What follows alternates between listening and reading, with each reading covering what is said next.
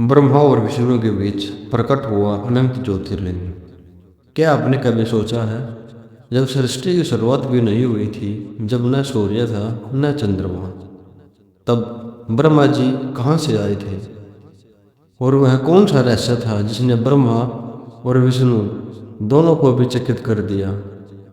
शिव पुराण में वर्णित यह कथा एक ऐसे अनंत अग्निस्तंभ की है जिसका न आदि मिला न अंत, और वही आगे चलकर बना ज्योतिर्लिंग का पहला प्रकाट्य।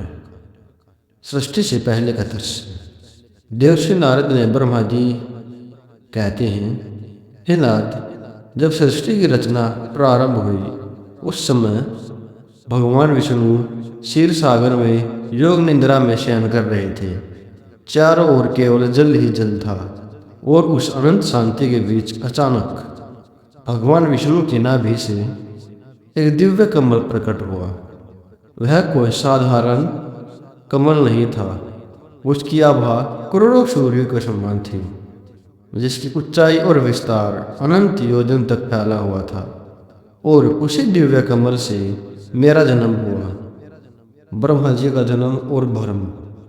ब्रह्मा जी कहते हैं, जब मैंने आंखें खोली तो चारों ओर केवल वही कमल दिखाई दे रहा था। मैंने सोचा, मैं कौन हूँ, मेरा जन्म कैसे हुआ, मुझे किसने बनाया? लेकिन मुझे कोई उत्तर नहीं मिला। तब मेरे मन में विचार आया, यदि मैं इस कमल की नाल के मूल तक पहुंच जाऊं तो शायद मुझे अपने जन्मदाता का पता चल जाए। और मैं चल पड़ा कमल की नाल के भीतर नीचे की ओर। मैं वर्षों तक चलता रहा। दशक बीत गए, सदियां बीत गई, लेकिन मुझे उसका मूल नहीं मिला। तभी आकाश में एक दिव्य आवाज गूंजी, तप करो।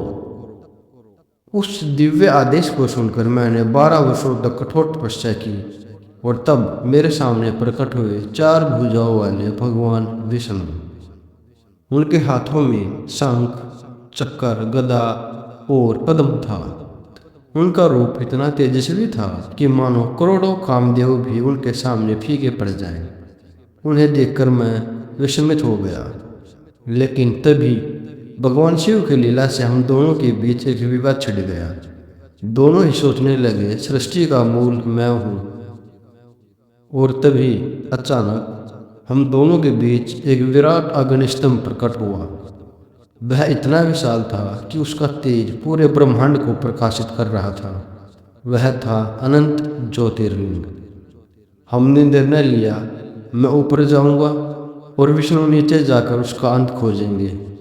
मैं उड़ता चला गया, विष्णु नीचे जाते रहे। सदियां बीत गई, लेकिन न मुझे उसका अंत मिला, न विष्णु को उसका आरंभ। आखिरकार हम दोनों लौट आए। अब हमें समझ आ चुका था कि यह कोई साधारण शक्ति नहीं है। हम दोनों ने उस दिव्य ज्योति को प्रणाम किया और कहा, हे महाप्रभु, हम आपके स्वरूप को नहीं जानते। आप जो भी हैं, हम आपको प्रणाम करते हैं।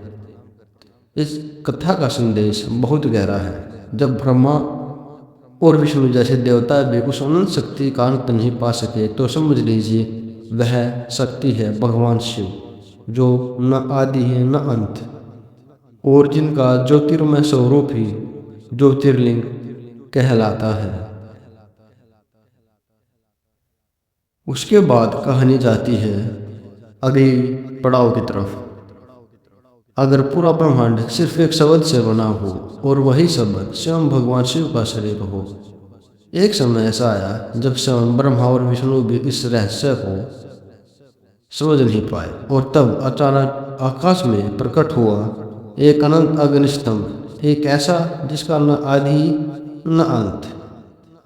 ब्रह्मा जी नारद से कहते हैं, मुनि श्रेष्ठ नारद, मैं और विष्णु उस दिव्य ज्योति के सामने खड़े थे। हमारा अहंकार टूट चुका था। हम केवल एक ही इच्छा रखते थे कि उस अनंत ज्योतिर्लिंग में छिपे परमेश्वर हमें दर्शन दे। तभी अचानक आकाश में एक अद्भुत ध्वनि गूंजी। ओ, एक साधारण ध्वनि नहीं थी, ये एक ऐसा नाद था जो पूरे ब्रह्मांड को भर रहा था। विष्णु ने उस ज्योतिर्लिंग में 3 दिव्य प्रकाश देखे। पहला प्रकाश सूर्य के समान तेजस्वी, वह था आकार। दूसरा प्रकाश अग्नि के समान चमकता हुआ, वह था ओकार। तीसरा था चंद्रमा के समान शांत और उज्जवल, वह था मकार। तभी विष्णु जी को समझ आया, यह कोई साधारण ज्योति नहीं, यह स्वयं परम ब्रह्म शिव का स्वरूप है। ओम का ब्रह्मांडीय रहस्य।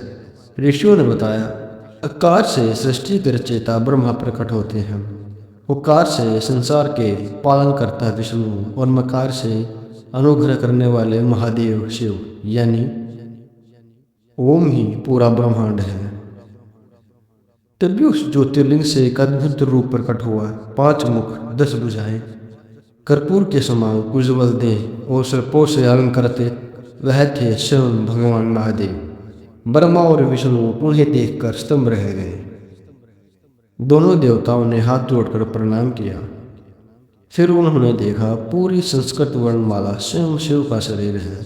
आकार उनका मस्तक, इकार उनकी आंखें, ओमकार उनके कान, मकार उनका हृदय और सारे अक्षर मिलकर बनाते हैं महादेव का शब्दमय शरीर। यानी शिव ही वेद हैं, शिव ही मंत्र हैं, शिव ही ब्रह्मांड है।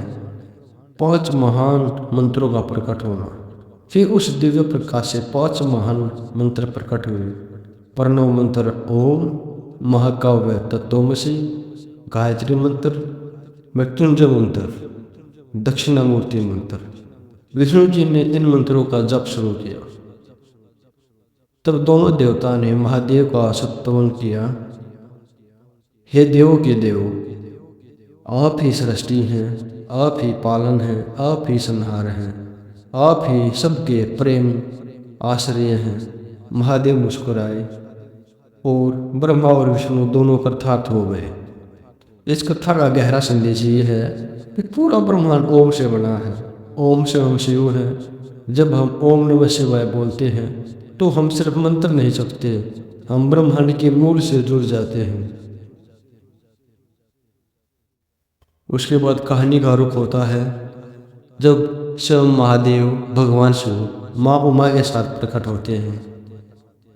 भगवान शिव के 5 मुख, हर मुख में 3 नेत्र और उनके तेज से पूरा ब्रह्मांड चमक उठे। ऐसे ही अद्भुत दृश्य एक बार ब्रह्मा और विष्णु ने देखा। ब्रह्मा जी नारद से कहते हैं, हे नारद, जब विष्णु ने महादेव की स्तुति की तो करुणा के सागर भगवान शिव बहुत प्रसन्न हुए और तभी अचानक वहाँ उमा के साथ भगवान शिव प्रकट हो गए। उनका रूप अत्यंत अद्भुत था। 5 मुख, प्रत्येक मुख में 3 नेत्र, माथे पर चंद्रमा, जटाओं से सुशोभित शरीर, कंठ पर नील चिन्ह और पूरे शरीर पर भस्म का त्रिपुंड। उनके 10 भुजाएं थी, वे दिव्य आभूषणों से सुशोभित थे। ऐसे दिव्य रूप को देखकर ब्रह्मा और विष्णु दोनों आनंद और श्रद्धा से भर गए। दोनों ने हाथ जोड़कर महादेव को प्रणाम किया। तब करुणामय भगवान शिव उन पर प्रसन्न हुए। महादेव ने विष्णु को सवास के माध्यम से वेदों का ज्ञान दिया। फिर उन्होंने गुप्त आध्यात्मिक ज्ञान भी दिया। उसके बाद उसी ज्ञान को ब्रह्मा को भी प्रदान किया। वेदों का ज्ञान पाकर दोनों देवता कृतार्थ हो गए। तब महादेव ने कहा, हे देवताओं, मैं ही सृष्टि, पालन और संहार का करता हूँ। मैं ही सगुण हूँ, मैं ही निर्गुण हूँ, मैं ही सच्चिदानंद परम ब्रह्म हूँ। फिर उन्होंने एक अद्भुत रहस्य बताया। सृष्टि के कार्य के लिए मैं ही 3 रूपों में प्रकट होता हूँ। महादेव बोले, सृष्टि के लिए मैं ब्रह्मा बनता हूँ, पालन के लिए मैं विष्णु बनता हूँ और संहार के लिए मैं रुद्र बनता हूँ। लेकिन इन तीनों में कोई भेद नहीं है, ये सब एक ही परम सत्य के रूप हैं। फिर महादेव ने बताया, उनकी शक्ति से 3 दिव्य शक्तियाँ प्रकट हुई। सरस्वती ब्रह्मा के साथ सृष्टि के लिए, लक्ष्मी विष्णु के साथ पालन के लिए, काली रुद्र के साथ संहार के लिए।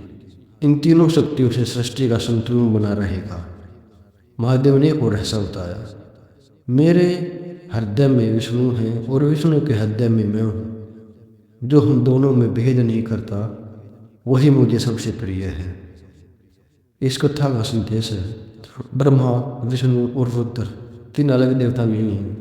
वे सब एक ही परम सत्य के रूप हैं और वह परम सत्य है भगवान शिव।